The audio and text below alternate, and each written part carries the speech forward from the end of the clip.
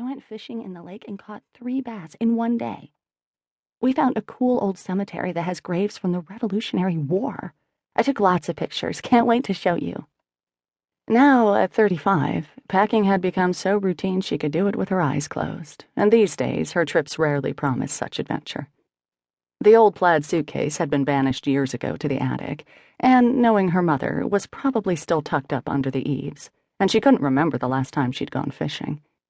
The one thing that hadn't changed was the look on her mother's face when Lucy entered the lobby of the Inn at Sinclair Point, suitcase in tow and her computer bag over her shoulder, and announced that she was ready to leave for the airport. "Do you have everything?" Grace Sinclair asked her daughter. Lucy opened her handbag and checked for her plane ticket, her sunglasses, and the keys to her rental car. "Got it all. And if by chance I did forget something, you can always send it out, or hold on to it until I come back next month to meet with Robert Magellan. I'm still having a hard time convincing myself that's really going to happen." Lucy shook her head as if still in disbelief that one of the wealthiest men in the country wanted to talk to her about planning his wedding. "Thanks for arranging it, Mom." "Thank Trula. She's the one who's insisting that Robert not even consider another event planner," Grace reminded her. "Or another venue." "I did thank her." Lucy slid her sunglasses to the top of her head. "I thought I'd get to thank her again this morning, but she doesn't seem to be up yet." "I'm glad she's sleeping in." Grace lifted Lucy's computer bag. "She never gets a chance to." "Baloney. I've been up for hours." Trula Comfort, Grace's best friend for just about as long as either could remember, marched down the steps and joined them near the information desk. "I thought I'd be gracious and allow you two to have a nice breakfast together without me hanging around." "Trula, you can hang around as much as you want." Lucy hugged the older woman. "I'm so happy you were here this weekend." "I was glad to be here. Thought it would be good to see your work product before I browbeat Robert and Susanna into having the wedding here, with you at the helm." "Ha!" Grace grinned. "You just admitted to browbeating." "One does what one must when one must."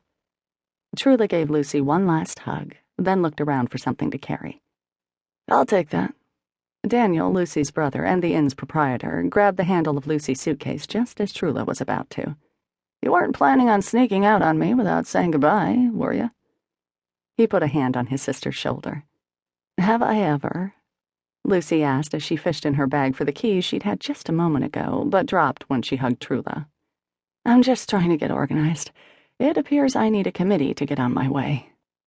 Daniel wheeled the suitcase toward the inn's double doors and held one side open for the trio, who trailed behind him. "Thanks, Danny."